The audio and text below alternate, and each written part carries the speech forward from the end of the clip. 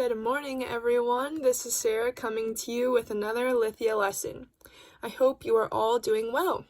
If you watched my video from last week, then you remember how I was explaining the ecological levels of an ecosystem, which were individual, population, community, and ecosystem. So today we're going to talk about a symbiotic relationship, and that basically means that it is a close relationship of two or more species in which at least one species benefits. So basically that means one species gains something from interacting with another species. So like I said in my last lesson, the relationship between the sea anemone and the clownfish is a symbiotic relationship because the clownfish and the sea anemone allows the other to flourish through symbiosis. So what that means is that they both gain something out of their relationship. The sea anemone gains something because with the clownfish hiding in the sea anemone, zebrafish don't get to eat the sea anemone. And the clownfish are protected from other species from the stinging tentacles that the sea anemone has. So in that case, both of those species are able to benefit from that relationship. Also, in another lesson, I talked about pollination, and that's also a symbiotic relationship because insects and animals play a really special role in pollinating flowering plants. While the plant pollinator receives nectar or fruit, like if a hummingbird gets the nectar from the plant, it also collects and transfers pollen in the process, so that flower pollen is able to spread up to other flowers. And so this benefits both the plant and the insect, or in this case, for my example, the hummingbird that is able to get the nectar from the plant. And this process is called pollination. Another example of a symbiotic relationship is in Africa. There are birds called African oxpeckers, and you can see them feeding off of bugs on the back of zebras, elephants, or hippos, and other large African animals like giraffes.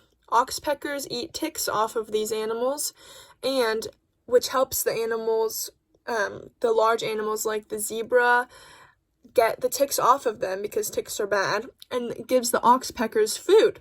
So in this case, both of those animals benefit as well. The oxpecker gets food, and the mammals like zebras and hippos, they get those nasty ticks off of them.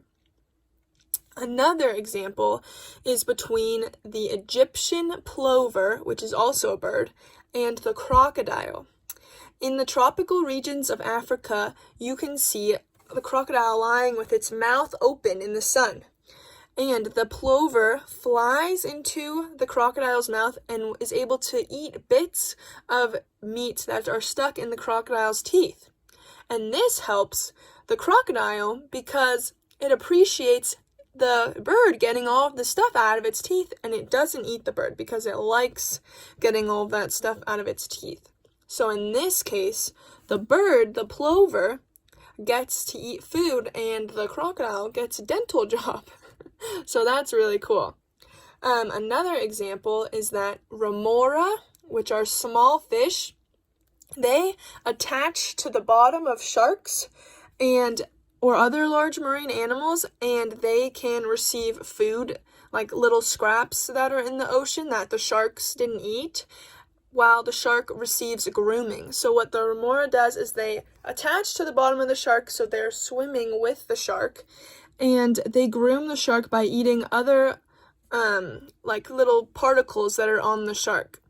And it says that remora fish use specialized front dorsal fins to attach to these marine animals. So they usually attach on the bottom of them. And they keep the sharks and other mammals skin free of parasites. So they eat all those little things. So in this case, again, the fish benefits from getting those little parasites to eat and scraps of food, and the shark benefits from getting those nasty parasites off of them. So those are just a couple of examples of a symbiotic relationship where two or more species, like the shark and the remora fish, benefit from something from their relationship. So like they each get food and they get cleaned. And I did not even know that the remora fish hooked onto the shark with their dorsal fins. I just thought they were somehow able to like swim with them. So that is so cool that I learned something new today. And I hope you guys did too. So let me know if you can think of any other symbiotic relationships, because I know there are plenty more out there. I hope you guys have a great rest of your week, and I'll see you soon. Bye!